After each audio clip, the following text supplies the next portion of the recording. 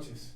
Les habla Carlos Mesa. Estamos en el Facebook, Instagram, Twitter, YouTube, en nuestro habitual Facebook Live, que tiene que ver con una conexión con ustedes, que tiene que ver con intercambiar ideas a partir de las preguntas que ustedes nos hacen, que me hacen en particular a mí. Decirles que como candidato a la presidencia de Bolivia, como candidato de Comunidad Ciudadana, como parte de un equipo, puedo decir el plural, nosotros proponemos una opción de futuro, proponemos una opción de transformación del país, proponemos una renovación generacional, no solamente porque tendremos candidatos jóvenes, porque tenemos hoy militantes jóvenes de Comunidad Ciudadana, sino porque queremos proponer ideas que tienen que ver con la reforma de nuestra mente, con nuestra actualización en relación a lo que ustedes plantean. Sobre esa base, sobre la base de compartir con ustedes en el Facebook Live, voy a comenzar con las preguntas que voy recibiendo en vivo en esta transmisión. La primera pregunta de Chio Farfán. El mayor desafío de Bolivia es que no ocurra otra vez un incendio como el de la Chiquitania, aunque cada año siguen chaqueando. ¿Cómo se puede obligar para que la gente no ocasione más incendios? Lo primero, Chio, es que el bosque chiquitano es el ejemplo más dramático que Bolivia ha vivido de una realidad a la que no le hemos dado solución desde hace varios años. Lo segundo, el problema del bosque chiquitano y los incendios gigantescos que han hecho perder casi un 25% de su superficie boscosa tiene que ver con la normativa, tiene que ver con políticas irresponsables del gobierno anterior. El gobierno de Morales aprobó decretos y leyes que favorecieron esa acción. Permitió, dotando de tierras a personas que recibieron esas dotaciones, en un área cuyo destino fundamental era el bosque. Es decir, la vocación de la Chiquitania es boscosa. La vocación, por lo tanto, no es la agricultura. Lo que tenemos que hacer es tener claro qué debe preservarse y no debe tocarse, y qué es posible y que puede llevarse adelante en el trabajo de la agricultura. Son dos cosas totalmente distintas, y aquí de lo que se trata no es de decir tú no puedes chaquear, es que no puedes darle una ley que le permita a alguien hacer algo que no debe hacer en un lugar en que no se debe llevar adelante ese tipo de acciones. La pregunta de Lucy Lu.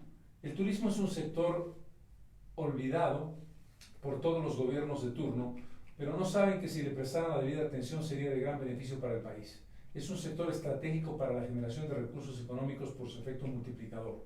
Si usted llega al gobierno, ¿tiene algún plan para el desarrollo de la actividad turística? ¿Cuál? Primero, Lucy, decirte que tienes toda la razón del mundo. El turismo es potencialmente uno de los mecanismos de crecimiento, de progreso y de desarrollo, generando empleos más importantes que tiene el país. Primero, porque es un país extraordinario en su geografía. Segundo, porque tiene una diversidad notable entre las alturas del Salar de Uyuni o lo que vienen a ser las misiones de Chiquitos en el oriente boliviano, o lo que viene a ser Toro Toro, lo que viene a ser la cultura del vino y el ocio planteado como un disfrute en el sur del país, o lo que viene a ser la Amazonía en el norte. ¿Cómo se plantea una política en esta dirección? Se plantea a partir de una inversión compartida en la responsabilidad del Estado, que tiene que ver con infraestructura, que tiene que ver con transporte, que tiene que ver con condiciones de inversión, y el aporte privado en pequeña, mediana y gran escala. Tiene que ver con darle espacio a las comunidades indígenas que de pronto pueden llevar adelante sus prácticas cotidianas incorporadas al turismo. Tiene que ver con el mediano empresario en pequeñas ciudades. Tiene que ver con el gran empresario en la edificación de hoteles. Tiene que ver con un diseño de una estrategia común. ¿Cuáles son los objetivos turísticos más importantes que tiene el país? Iniciativa del Estado, con promoción, con infraestructura, con aportes y con sociedad, en ese sentido, con la inversión privada pequeña, mediana y grande. Janet Antesana. Señor Mesa, pregunto cómo afrontarán la delincuencia en nuestro país, ya que soy la madre de una joven que fue asaltada a una cuadra de mi domicilio en la tarde. ¿Recuerdan ustedes que planteamos una política de modernización de la policía? Una política que decía cada policía con una cámara haciendo un registro directo de su actividad. Eso nos conecta mejor con el ciudadano y con la ciudadana. Eso le permite al policía tener una vinculación directa con un centro de control que permite un acercamiento a un problema que se haya podido producir vinculado a la violencia. Eso tiene que ver con una mayor cantidad de policías en la calle haciendo patrullaje. Eso tiene que ver con una conciencia de una sociedad que esté dispuesta a responder a los desafíos del respeto y de la educación ciudadana. Pero eso tiene que ver sobre todo con una acción responsable de las autoridades representadas por la policía, representadas por quienes respondemos inmediatamente al llamado de alguien que sufre un asalto. Estamos viviendo un momento de ascenso de la violencia que tiene que frenarse a partir de ciudades organizadas, ciudades vigilantes, poder local, poder regional y poder estatal. Una gran ciudad como Santa Cruz, con una cantidad muy grande de cámaras de televisión que registran lo que pasa en la calle, es un mecanismo. Un policía adecuadamente pertrechado, una infraestructura adecuada de esas funciones de nuestras entidades estatales, es una respuesta integral al problema de la violencia. Cibele Soria Orozco. Señor Mesa, estamos con la firme convicción de un país fuerte que avance. Estoy con usted. Muchísimas gracias, Cibele, por tu apoyo. Un saludo para ti y la seguridad de que representamos la mejor opción política como propuesta de transformación en el gobierno a partir de la elección que se viene en el mes de mayo, el 3 de mayo. El 3 de mayo estamos esperando tu voto. Henry Rojas Patti, usted fue el pionero en la lucha por la democracia. Usted será presidente de Bolivia. Te lo agradezco. Y esto que me dices, Henry, tiene que ver con recordarle al país que trabajamos juntos desde el 21 de febrero. El 21 de febrero fue el primer punto de lucha democrática contra el autoritario Evo Morales, que iba a convertirse en dictador, que estaba ya en el camino a la dictadura.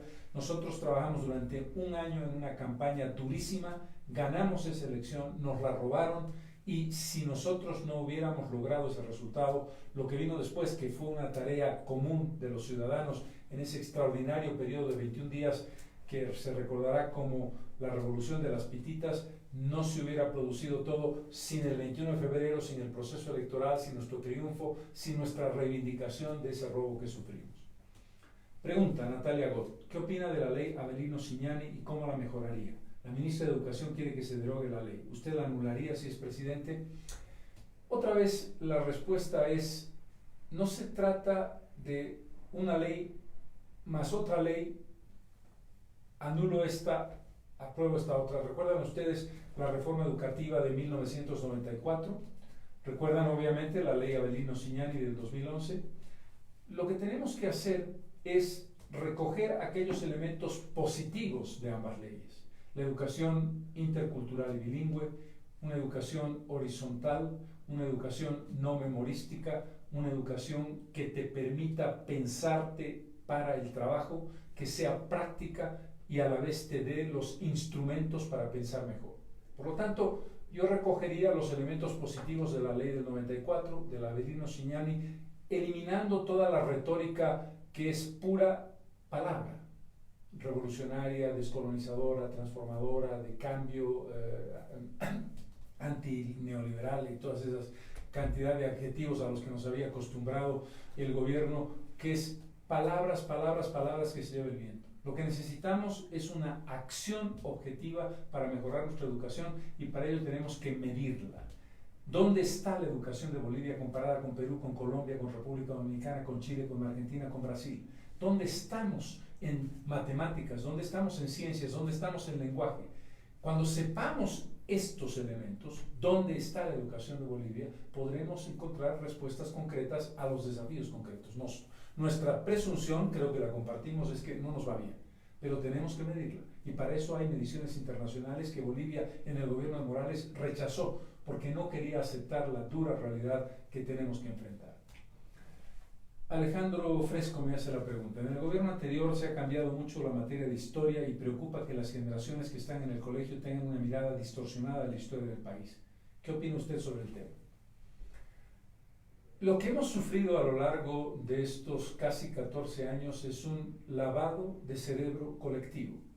Un lavado de cerebro en el peor de los sentidos. La invención del pasado y la invención de la historia. La tergiversación de los hechos. Figuras importantísimas como Tupac Katari, sin duda muy relevante en nuestra historia del pasado. Se lo coloca a Tupac Katari, se expulsa a Simón Bolívar, a Antonio José de Sucre, a la mariscal Andrés Santa Cruz. No se trata de eso. ¿Alguien puede negar la importancia de la Revolución de 1952? ¿Cuántos jóvenes saben lo que pasó en la Revolución de 1952?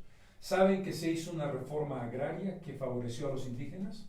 ¿Saben que se les dio a los indígenas el voto universal? ¿Saben que se estableció la educación universal obligatoria hasta el sexto de primaria? Estoy hablando de hace 60, 70 años. Es decir, Morales nos quiso hacer creer que su llegada al gobierno había sido la primera vez en la historia que se hizo algo en favor de los indígenas. La democracia trabajó en favor de la igualdad. Saben que la reforma de 1994 de nuestra Constitución reconoció un país pluricultural, muchas culturas, y multilingüe, muchas lenguas, y que tuvo un artículo especial dedicado a los derechos indígenas, pionero del 2009. No, Morales lo borró todo. Y Morales ha construido un discurso de división, un discurso de exclusión, en el que quiere hacerles creer a nuestros compatriotas indígenas que si él se va y no vuelve, no tendrán los indígenas los derechos que él conquistó. No es verdad. Morales cerró una página de la historia. Nadie puede discutir que luchó contra la discriminación y el racismo, pero que no nos cuente la historia de que fue el primero en hacerlo. Es una construcción de agregación y esa historia tenemos que recuperar. Las cosas positivas de la democracia, las cosas positivas de la independencia, las cosas positivas de la revolución. No crean ustedes esa historia de que hay un mundo antiindígena antes de Evo Morales y un mundo proindígena después de Evo Morales, porque eso es totalmente falso. Porque esta lucha en favor de la igualdad y en contra del racismo es una lucha de varias décadas, en la que los propios indígenas fueron protagonistas en principios de siglo y durante mucho tiempo, pero no me voy a extender más porque hay muchas otras preguntas. María José Encinas pregunta, dado que el SUS fue un fracaso total, ¿no cree que debemos eliminar el SUS, el Sistema Universal de Salud? Lo recuerdan ustedes. ¿Qué propuesta tiene usted para un sistema de salud pública? Empecemos por decir, María José, una cosa muy importante. La idea del SUS es correcta. Eliminar el SUS sería un error. Lo que tenemos que hacer es una aplicación racional, responsable, con mayor presupuesto en favor de un sistema universal de salud. Lo dije muchas veces en la anterior campaña electoral. ¿Quién puede estar en contra de un sistema universal de salud? Nadie. ¿Por qué fracasó? Porque fue demagógico, porque prometió lo que no podía dar. Tenemos que establecer mecanismos de modernización que eliminen las fichas y eliminen las colas. Tenemos que establecer mecanismos de tratamiento gratuito contra el cáncer. Tenemos que definir una política de medicamentos adecuada. Es decir, un sistema universal de salud que puede parecer modesto, pero que va a ayudar al conjunto de la población y al conjunto de los bolivianos. Fanny Luz Ruiz, ¿cómo ve usted en 5 años Bolivia? Yo la veo transformada. La veo transformada con una construcción muy importante. Democracia de verdad. Una democracia con soluciones políticas, económicas y sociales. Una nueva justicia creíble. Una lucha contra la corrupción real a partir de mecanismos que no aumenten la burocracia, es decir, que esto no puedes hacer, esto no puedes hacer, esto no puedes hacer, y al final te pasas por debajo y haces todo lo incorrecto, y toda esa norma que es una especie de ovillo gigantesco y enredado no nos sirve para nada. Yo veo una Bolivia, y esto es lo más importante, reconciliada y reencontrada. No acepto lo que Morales nos quiere hacer creer y quiere dejarnos: confrontación y violencia. Un país dividido en la Bolivia indígena y la Bolivia no indígena. Un país dividido en las regiones de los Andes altos y los llanos y las selvas. Dos mundos separados. Eso no va a existir. Veo una Bolivia en la que la reconciliación demuestra que nos respetamos los unos a los otros, y que ser indígena es un orgullo, y que ser ciudadano, mestizo o blanco es un orgullo, porque todos somos bolivianos y contribuimos a un país que somos parte integrante de una realidad total. Ese es el país que tenemos que construir y en el que estamos comprometidos en la acción del programa de gobierno y en nuestra vocación de búsqueda de igualdad, de búsqueda de justicia social. Sergio Alcázar, ¿cuáles son las medidas que se deben hacer en Bolivia para que haya más trabajo y emprendimientos exitosos? Este es un tema crucial, y este tema es un tema de responsabilidad compartida entre el Estado, los privados y las asociaciones entre las partes. El Estado juega un rol en sectores estratégicos del desarrollo. El Estado juega un rol, se nos ha apagado la luz de la oficina, no del todo, pero la vamos a recuperar en un instante. El Estado juega un rol muy, muy importante, por ejemplo, en el sector hidrocarburos, en el sector telecomunicaciones, en el sector de transporte, en el que tiene que generar empleo productivo, empleo eficiente. Pero suponer que es el Estado el que nos va a resolver las cosas es un error. Lo que tenemos que conseguir con claridad es darles a los privados, al pequeño empresario, al mediano empresario y al empresario grande, tanto boliviano como extranjero, oportunidades de inversión, mecanismos legales de seguridad jurídica, leyes que sean claras y que sean posibles de cumplir. Es muy importante decirles que el pequeño, el microempresario, el pequeño empresario y el mediano empresario genera más empleos que los grandes empresarios. En parte porque el Estado no le ha dado favores, no le ha dado, la palabra favor no es correcta, no le ha dado incentivos a la empresa privada grande, y en parte porque la lógica del emprendimiento, del pequeño emprendimiento, está generando empleos. Empleos en la producción textil, empleos en el turismo del que hemos hablado, empleos en servicios, que es muy importante, el transporte, las comunicaciones. Cuando tú te subes a un micro o un minibús, estás asistiendo, estás pagando a alguien que está trabajando para ganarse el pan diario. Estos elementos tienen que generarse con una combinación de esfuerzos de las dos partes. Isabel Ábalos Chávez, Caranavi te apoya, señor Carlos Mesa, futuro presidente. Gracias a ti, Isabel, te agradezco mucho, a la gente de Caranavi, una zona extraordinaria de Nor-Yungas en el departamento de La Paz, que tiene una gran potencialidad. Muchísimas gracias por el apoyo. Eliana Alurral de Barea, ¿qué opinas sobre los debates entre los candidatos? Hay algo que es muy importante en democracia y que lamentablemente Evo Morales, autoritario, al que no le gustaba confrontar con nadie, que tenía un discurso unilateral, es decir, yo hablo y no te escucho, y luego digo que gobierno escuchando al pueblo, y por supuesto un debate ni hablar, ¿cómo voy a debatir yo? El debate es un mecanismo fundamental de la democracia, y creo que es muy saludable saber que los candidatos vamos a tener que asistir a debates, no solamente los candidatos presidenciales, sino también los candidatos a la vicepresidencia. Eso es parte fundamental de nuestra responsabilidad. No hay forma más clara, y lo dije y lo desafié a Evo Morales, que por supuesto no aceptó estar en un debate conmigo. No hay forma mejor de conocer a los candidatos que el contraste de sus propuestas y contrapropuestas, de modo tal que creo que el debate es un gran avance democrático que será una realidad en esta campaña. Fabi BDM, B chica D mayúscula M.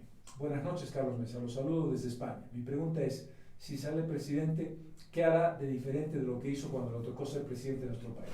Un abrazo y muchas gracias. Primero, permíteme, Fabi, que te diga qué es lo que volvería a hacer. Tener un espíritu democrático, respetar a los otros poderes del Estado, respetar los derechos humanos, trabajar sobre la idea de la persuasión y el convencimiento de las buenas razones, mantener el equilibrio económico y dejar un país mejor del que recibí. Eso es lo que hice en los casi 2 años de gobierno que tuve. ¿Qué es lo que no volvería a hacer? No volvería a gobernar solamente basado en encuestas y en el apoyo que agradecí, por supuesto, de la gente. Es imprescindible contar con una estructura política que sea sólida, que sea coherente y que tenga una propuesta no solamente de una persona, sino de un equipo humano que representa una red de una estructura moderna como es Comunidad Ciudadana. Respaldo político partidario para tener fuerza y para tener una propuesta que está basada en una fundamentación sólida de quienes son parte de Comunidad Ciudadana y quienes creen en ese proyecto. Segundo, tener una bancada en consecuencia que tenga fortaleza y que tenga un espíritu de trabajo adecuado al programa de gobierno que plantearé. Tercero, un vínculo con la sociedad y la base de esa sociedad. Un vínculo directo con los jóvenes, un vínculo directo con las mujeres, un vínculo directo con los indígenas y una vinculación también en ese sentido con movimientos sociales, con representaciones gremiales que son parte viva de la sociedad boliviana. Creo que eso es lo más importante que debo hacer como algo nuevo en una propuesta política como la que tengo ahora. La tuvimos en 2019 y la tendremos transformada al país que tiene que responderse hoy, que no es el mismo país que dejó Morales y el que tenemos que plantearnos para el 3 de mayo. Marcela Zuna, buenas noches. Mi respeto siempre para usted. Dios mediante, ojalá sea usted el próximo presidente. Mi pregunta, ¿qué hará usted en su gobierno para frenar y acabar con la violencia en la familia y a causa de esto el feminicidio y el infanticidio? Tu pregunta es, Marcela, tremendamente complicada, no porque sea difícil de responder, sino porque toca en la herida más profunda que estamos atravesando.